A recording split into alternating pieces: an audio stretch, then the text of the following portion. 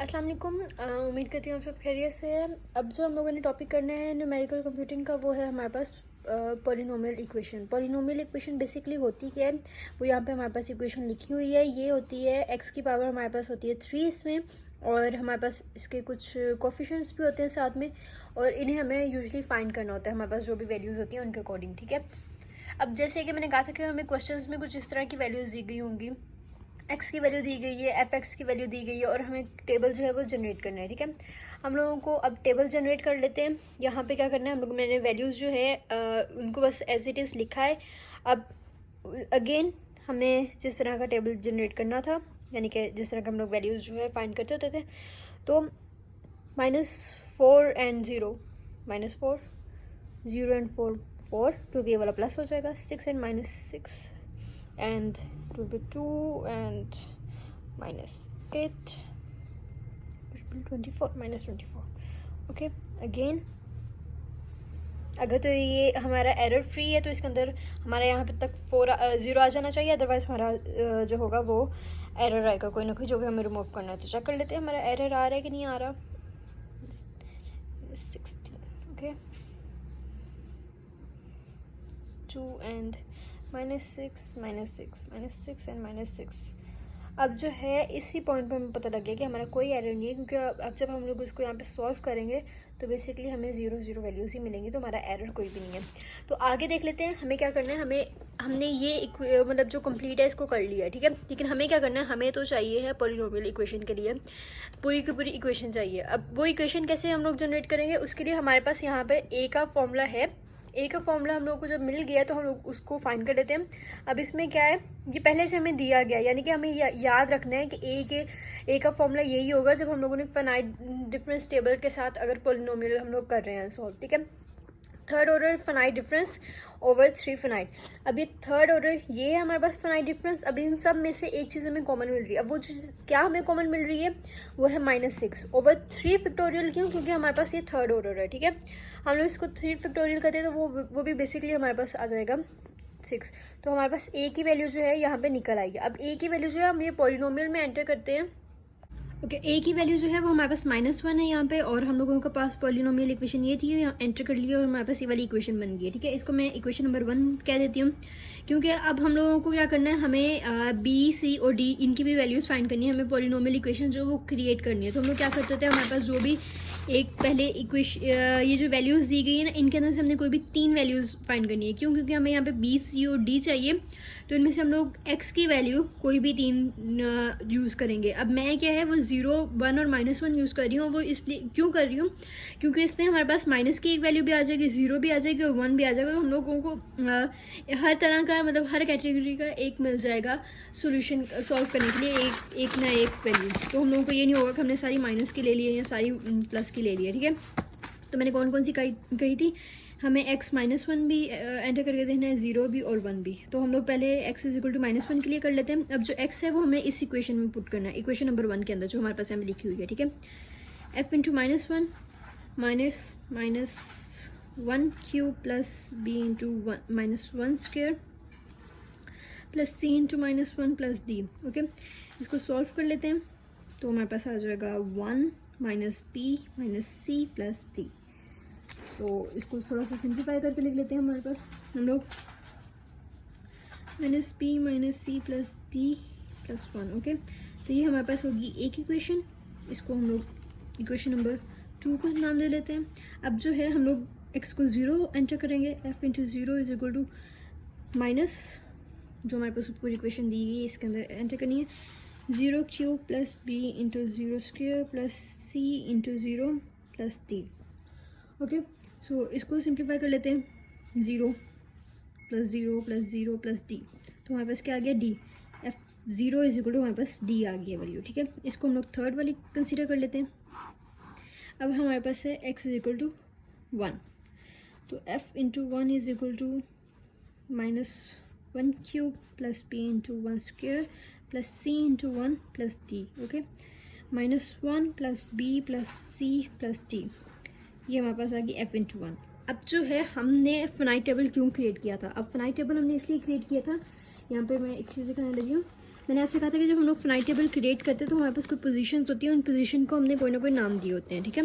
जैसे यहाँ पे मेरे पास एफ ऑफ एक्स लिखा हुआ है, तो ये वाला जो है हमारे पास पॉइंट एफ नॉट है, सॉरी ये वाला पॉइंट एफ नॉट नहीं है, क्योंकि ये हमारे पास कुछ माइनस में वैल्यूज़ भी हैं यहाँ पे एक्स की, तो हम लोग इसको ना एफ नॉट नहीं कह सकते। हमारे पास जहाँ पे जीरो वाली वैल्यू होगी ना, वो वाला वैल्यू हमारे पास एफ नॉट होगी। तो ये वाली कौन सी होगी, एफ नॉट, एफ -1 और ये -2, और इसी तरह ये F1, F2, F3 and F4। Okay, अब अगर मैं यहाँ पे देखूँ तो मेरे पास इसके कोरस्पॉन्डिंग यहाँ पे जो वैल्यूज़ लिखी गई हैं वो कोई ना कोई f की वैल्यू है, f into zero, f into one, f into -1।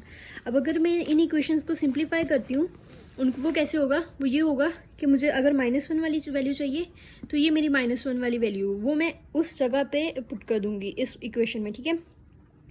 f into zero वाली चाहिए तो हम लोग ज़ीरो वाली कर लेंगे, f इंटू वन वाली चाहिए तो हम लोग वन वाली कर लेंगे। तो इस तरह हमें इन वैल्यूज़ को है जो वो पुट करना है। हम लोग वैल्यूज़ को पुट करते हैं, सॉरी मेरी एक थोड़ी सी मिस्टेक हो गई, ये वाली हमारी ज़ीरो वाली नहीं, ये वाली ज़ीरो वाली है, क्योंकि यहाँ पे हमने x की वैल्यूज़ के अकॉर्डिंग देखने के ज़ीरो कौन सी है, ना कि f की वैल्यू। यहाँ पे मेरे सिर्फ f की वैल्यूज़ लिखी हुई हैं। तो अगर मैं आपको एक दफ़ा फिर समझा देती हूँ ये चीज़ कि ओके, यहाँ पे मेरी ये वैल्यूज़ जो हैं मैंने x की वैल्यूज़ के अकॉर्डिंग उनको असाइन करने नंबर, ना कि इस वैल्यूज़ के अकॉर्डिंग, ठीक है। तो मैंने गलती से वहाँ पे f की वैल्यूज़ के अकॉर्डिंग कर दिया था। तो यहाँ पे हम लोग देख लेते हैं, हमारे पास ये ज़ीरो है तो ये x नॉट है और ये वाला f नॉट है, ठीक है। तो हमारे पास f नॉट की वैल्यू ये है, -1 की वैल्यू हमारे पास ये है, और यहाँ पे हमारे पास x -1 है, x1 की वैल्यू ये है और इसका है f1, ठीक है। अब ये तीनों वैल्यूज़ जो हैं हम आगे इक्वेशन में एंटर कर लेते हैं।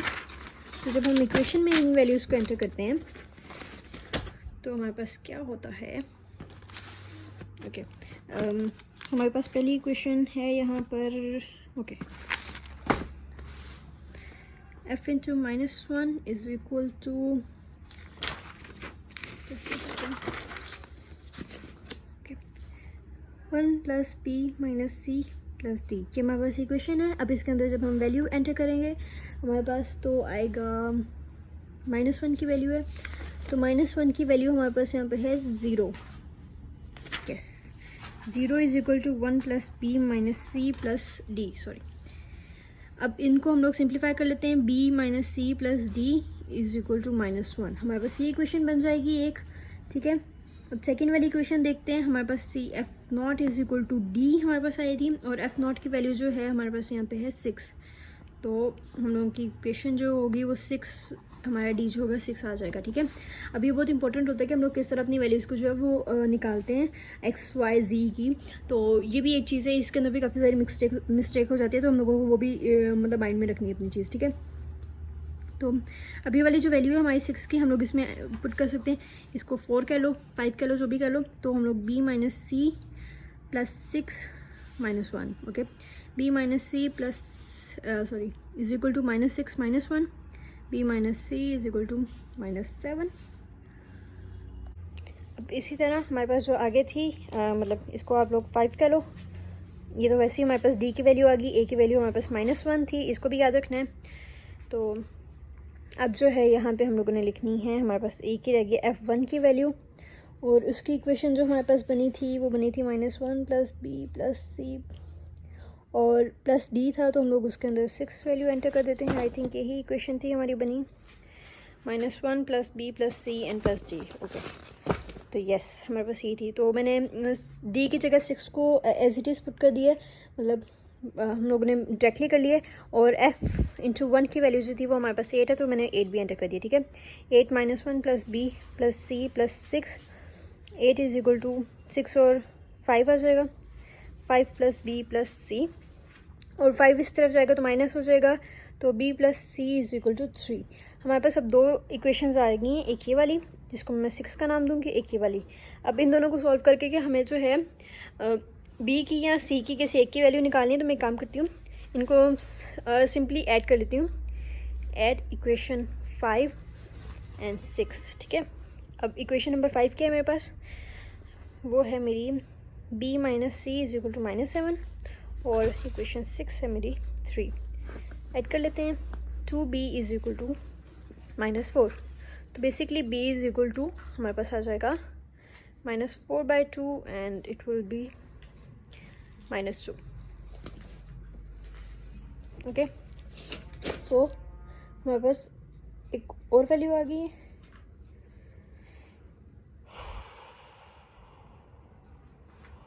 हाँ जी, -2 हमारे पास एक वैल्यू आ गई है। अब जब हमें फाइंड करनी है वो मैं यहीं पे कर लेती हूँ ताकि हमारे लिए इजी हो जाए। अब इनमें से 5 या 6 में से कोई भी एक इक्वेशन ले लेते हैं। बी की हमारे पास वैल्यू आ गई है -2, मैं ये वाली इक्वेशन ले रही हूँ, -2 -c = -7। अब ये वाली इधर वैल्यू चली जाएगी, -c = -7 +2, ये हो जाएगी हमारे पास -5, सो c = 5। ओके, अब जो है हमें यहाँ पे इक्वेशन भी क्रिएट करनी है ये वाली। अब हमारे पास जो वैल्यूज़ आई हैं वो यहाँ पे मैं साइड पे लिख रही हूँ।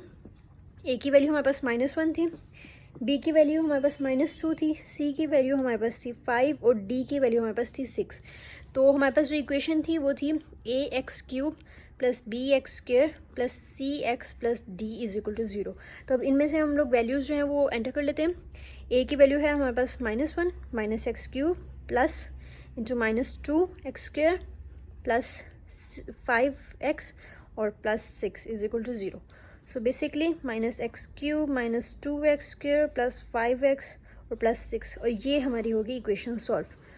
तो ये हम लोगों को चाहिए थी और हमने जिस तरह किया है वो सारा आपने देख लिया प्रोसीजर।